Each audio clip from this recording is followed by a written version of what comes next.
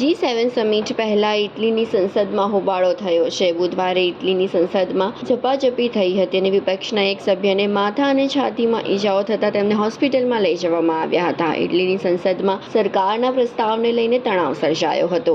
ઇટલીમાં G7 summit યોજાનાર છે ત્યારે એક સમાચાર એજન્સી દ્વારા મળતા અહેવાલ અનુસાર ઇટલીની સંસદમાં સરકારના એક પ્રસ્તાવને લઈને સાંસદો વચ્ચે મારામારી થઈ હતી. સંસદની અંદર થયેલી મારામારીનો વિડીયો પણ વાયરલ થઈ રહ્યો છે. સંસદમાં શાસક અને વિપક્ષના સાંસદો વચ્ચે ઝપાઝપી થઈ હતી. 5 સ્ટાર મૂવમેન્ટના ડેપ્યુટી લિયોનાર્ડો ડોનો આ ઝપાઝપીમાં એટલા ઈજાગ્રસ્ત થયા કે તેમને વ્હીલચેરમાં હોસ્પિટલમાં લઈ જવા પડ્યા હતા. વિવાદ ત્યારે શરૂ થયો જ્યારે 5 સ્ટાર મૂવમેન્ટના ડેપ્યુટી લિયોનાર્ડોએ ઉત્તર લીગના મંત્રી રોબર્ટોને ગળામાં ઇટાલિયન ધ્વજ પહેરાવવાનો પ્રયાસ કર્યો હતો.